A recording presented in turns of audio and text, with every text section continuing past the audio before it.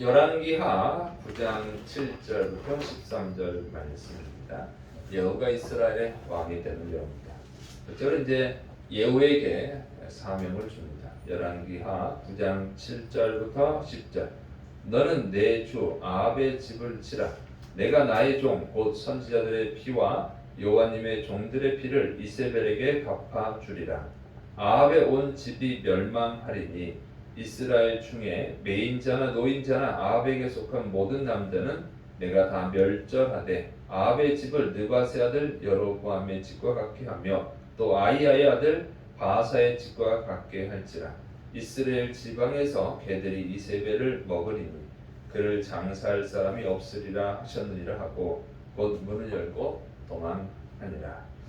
아멘. 자, 선지자의 제자는 예후에게 왕이 될 것이라고 선언을 하죠. 기름을 붓고 선언을 한 후에 이제 하나님이 예후에게 주신 사명을 또 대언합니다.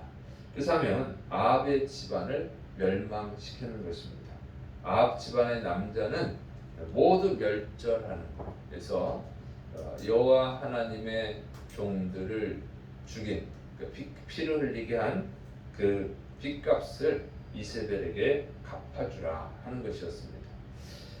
하나님은 아합의 집안을 이스라엘의 첫 번째 왕 여로보암의 집안처럼 멸망시키겠다고 말씀하시는 거예요. 또 바하사 왕의 집안처럼 멸망시키고 이세벨을 개들이 먹게 할 것이라고 말씀을 하셨습니다.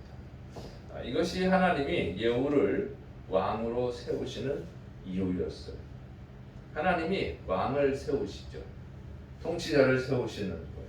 그리고 그냥 세우시는데 그냥 세우는 것이 아니라 목적이 있다는 거죠. 그 사명을 주는 거예요. 사명을 감당하라고 세운다고 하는 것입니다. 꼭 왕뿐만이 아니에요. 모든 사람이 마찬가지입니다. 하나님이 사람을 세우시는데 사람을 세울 때는 다 이유가 있어요. 그 이유는 하나님이 주신 사명을 감당하라고 세우는 것입니다. 요셉은 애굽의 국무총리로 세우셨죠. 그냥 세우는 것이 아니에요. 7년 풍년을 잘 관리해서 복직을 잘 관리해서 7년 풍년 때에 애굽 사람들 주변 사람들 굶어 죽지 않도록 돌보라고 세워주신 것이죠. 또 이스라엘 자손들을 돌보라고. 다 이유가 있는 거예요. 그렇게 돌보고 하나님의 영광을 나타내게 하는 것이었습니다. 또 느헤미야서에 느헤미야가 나오죠. 이 무너진 이스라엘 성벽을 예루살렘 성벽을 건축하고 이스라엘 공동체가 다시 하나님의 말씀을 따라 살고 또 안식일을 지키면서 하나님께 영광 돌리라고 세우신 거예요. 그래서 다 이유가 있습니다. 그냥 세우는 법이 없어요. 하나님은 다 이유가 있다고 하는 것이죠. 그래서 사람들은 자기가 어떤 위치에 있을 때 세상 사람들은 그런 생각을 안 해도 되죠. 할 수도 없고, 그러나 예수님을 믿는 사람들은 하나님이 나를 왜 이 자리에 세우셨는가를 생각해야 돼요. 다 하나님이 이유가 있는 거예요. 하나님은 참새 한 마리를 만드실 때도 다 이유가 있는 것이죠. 그래서 우리 그리스도인들은 하나님이 나를 왜 이 자리에 보내셨는가 그것을 생각하고 그것을 찾아서 하나님의 뜻에 순종해야 될 줄을 믿으시 바랍니다. 그럴 때 그 삶이 가치가 있는 거예요. 의미가 있는 거예요. 그냥 살아가면은 아무 의미가 없어요. 정말 하나님은 다 이유가 있어서 세우는 것이니까 그걸 기도하시기 바랍니다. 두 번째로는 예후를 왕으로 인정하는 군대 장관들입니다. 열왕기하 9장 11절부터 13절.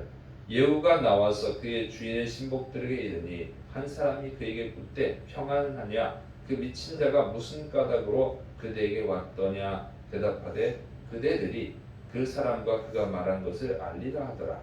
무리가 이르되 당치 아니한 말이라 청하건대 그대는 우리에게 이르라 하니 대답하되 그가 이리이리 내게 말하여 이르기를 여호와님의 말씀이 내가 네게 기름을 부어 이스라엘 왕으로 삼는다 하셨다 하더라 하는지라.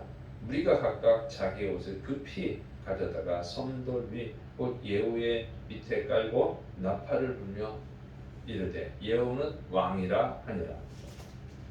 선지자의 제자로부터 이제 예후는 기름 부음을 받고 왕으로 선언을 받고 또 사명을 받았죠. 그리고 이제 나왔습니다. 그랬더니 이제 사람들, 이제 군대의 장관들이 물어보는 거죠. 그 미친 자가 무슨 이유로 당신에게 왔느냐 이렇게 물어봅니다. 미친 자라고 표현을 했어요. 정말로 미친 사람이냐 이런 뜻이 아니고, 당시 이스라엘은 여호와 하나님을 믿긴 믿었지만 여호와 하나님만 믿는 것이 아니라 바알과 아세라를 같이 믿었죠. 그리고 여호와 하나님보다는 바알과 아세라를 더 믿었어요. 그게 아합과 이세벨의 영향이죠. 그리고 아직 아합 집안의 왕 요람이 왕으로 있잖아요. 그래서 우상 숭배가 강한 상태란 말이죠. 그래서 이런 상황에서 선지자의 제자, 여호와 하나님의 여호와 하나님을 믿는 선지자의 제자를 잘 대우하면 오해받을 수 있죠. 그리고 아합 왕 때는 많이 죽이기도 했잖아요. 요람 때는 좀 덜하긴 했는데, 그래서 이게 괜히 잘못 보였다가는 자신들한테 피해가 생기니까 미친 자라고 표현을 하는 거예요. 진짜 미쳤다고 하는 것이 아니라 진짜로 미쳤다고 생각했으면 예후가 그 미친 자랑 방에 들어갈 일도 없고 그를 다른 장관들이 가만히 있을 일도 없죠. 왜 내쫓았겠지. 그래서 표현을 그렇게 한 거예요. 성경은 이렇게 표현을 할 때 문자 그대로 받아들여야 되는 것도 있고, 이 문자가 의미하는 건 뭔가 이렇게 의미해야 되는, 그걸 생각해야 되는 것도 있습니다. 그래서 진짜 미친 자라고 생각하는 것은 아니에요. 자, 그래서 우상을 더 섬겼기 때문에 그런 거죠. 자, 이런 배경에서 한 얘기입니다. 자, 그래서 이제 여기 물어보니까 예후가 내가 그 사람과 얘기한 것을 당신들이 알 것이다 이렇게 말을 하죠. 그 예후도 마찬가지. 이거 말 함부로 잘못했다가는 큰일 나죠. 이거는 새로운 왕이 되는 것이니까 반란을 일으키는 거예요. 이런 얘기를 함부로 했다가는 그 장관들이 가만 어쩌면은 예후를 그냥 놔두지 않을 수도 있죠. 예후를 사로잡아가지고 요람 왕한테 가면은 공을 세우는 거잖아요. 상을 받을 수도 있는 거. 그렇게 말을 함부로 할 수가 없는 거예요. 두려움이 있었던 거죠. 그런데 이제 다른 장관들이 계속 재촉을 하니까 당치 않냔 말이다. 우리가 어떻게 하냐. 자꾸 얘기하는 그러니까 이제 예후가 얘기를 하는 거예요. 여호와 하나님이 나에게 기름을 부어서 이스라엘 왕으로 세우셨다. 이런 사명을 주셨다. 이렇게 얘기를 하죠. 그 말을 들은 군대 장관들이 자신들의 옷을 벗어서 성돌 위에 깔았습니다. 성돌은 이제 돌계단에다 까는 거예요. 번역을 새로 한 건데도 이렇게 못 알아듣게 했어. 자, 한국은 대한성서공회가 반성해야 됩니다. 자, 그래서 돌계단 예후가 서 있는 그 돌계단 밑에다 깔고는 예후를 그 옷 위에 올라가게 한 거예요. 그리고 나서 그 사람들이 나팔을 불면서 이제 예후는 왕이다 하고 이제 선포를 한 것입니다. 그래서 예후를 왕으로 받아들이고 예후를 왕으로 이제 세운 것이죠. 그래서 예후가 왕이 됐습니다. 이게 놀라운 일이에요. 군대 장관들이 그 얘기를 듣자마자 예후를 왕으로 인정하고 예후를 왕으로 선포한 거예요.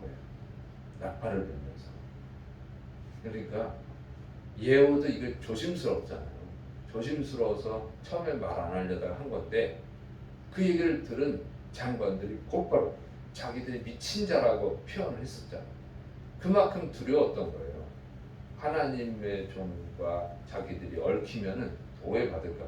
그런데 하나님이 기름을 부어서 왕으로 세웠다는 얘기를 듣고는 장관들이 곧바로 그냥 옷을 벗고 예후를 그 위에 서게 하고 예후를 왕이라고 합니다. 자기들이 그 예후에게 순종한다는 표현이에요. 옷을 까는 그 예후를 올리는 것을. 그래서 예수님께서 예루살렘 성에 들어가실 때도 사람들이 어떻게 자기의 겉옷을 벗어가지고 길에 깔고 그 일을 예수님이 걸어가게 하시죠. 종려나무 가지를 흔드는 거죠. 바로 이런 표현입니다.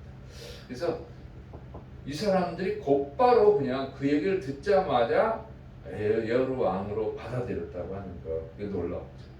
그건 하나님의 역사입니다. 하나님의 역사임을 보여주는 거예요. 그래서 하나님이 정말 역사를 주관하시는 거예요. 인간 역사를 주관하시고 하나님이 사람을 왕으로 세우시고 어느 자리에 세우시고 또 인간의 마음을, 사람의 마음을 움직이시다는 거예요. 그 얘기를 듣자마자 그 사람들이 어떻게 그런 생각을 하겠어요? 이거 반역했다가 우리 죽으면 어떡하지? 진짜 예후가 요람 왕과 싸워서 이길 수 있을까? 이거 다 계산해야 되잖아요.